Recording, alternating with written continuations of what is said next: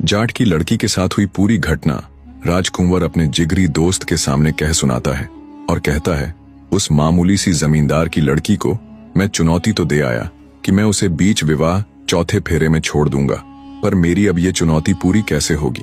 अपने राजकुमार मित्र की बात सुन उसका जिगरी हंसता हुआ बोला, अरे मेरे यार, इतनी छोटी सी बात के लिए तुम खाना छोड़कर अनशन पर बैठे हो। तुम चिंता मत करो, मैं तुम्हारे पिता यानी महाराज से अभी बात करता हूँ। कुंवर थोड़ा चिंतित होता हुआ बोला, पर मेरे पिता हमारे इस कुकृत्य में शामिल क्यों होंगे भला। कुंवर का जिगरी बोला, तू उस सब की चिंता मत कर यार। इतना कहकर वो राजा महाराज के पास जाता है और उन्हें आधी अधूरी बात बताते हुए कहता है कि महाराज, आपके सुपुत्र का हृदय राज्य की एक जाट जमींदार की लड़की पर आसक्त हो गया है। बस उसी के चक्कर में वो अनशन पर है। अपने बेटे के दोस्त की बात सुन राजा बोला, अरे बस इतनी सी बात, मैं अभी उस जमींदार के घर राजकुमार का रिश्ता पहुंचा देता हूँ। इस प्रकार राजकुमार का जिगरी दोस्त उसके पिता को आधी अधूरी बात बताकर मना लेता है। राजा अगले दिन ही अपने एक पुरोहित के हाथों जाट के घर अपने लड़के का रिश्ता भेज देता है।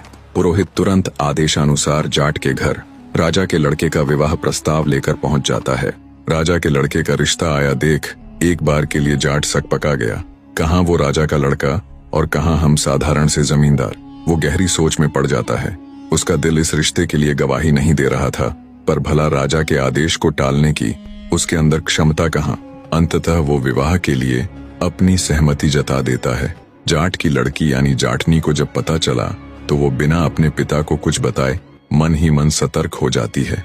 उसे पता था राजा का लड़का कुछ गड़बड़ जरूर करेगा। निश्चित तिथि पर कुंवर बारात लेकर जाट के घर पहुंच गया। पंडित ने मंत्र आदि पढ़ते हुए लड़की को बुलाया और विधि विधान के साथ उन दोनों का विवाह कार्यक्रम प्रारंभ कर दिया। रस्म अनुसार जब उन दोनों के फेरे हुए तो 3 फेरे पूरे होने तक तो कुंवर ने कोई हरकत नहीं की, पर ज्यों ही चौथा फेरा शुरू हुआ वो धड़ मार कर एकदम गिर पड़ा। अब उसके मित्र आदि तो पहले से ही सारी योजना से भली भांति परिचित थे।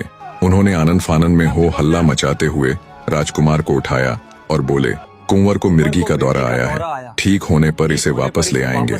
इतना कहते हुए उन्होंने कुंवर को पालकी में लिटा दिया और शादी के बीच ही उसे ले गए। इधर जाटनी भी पहले से ही सतर्क थी। उसे कुंवर के मंसूबों का अच्छे से पता था।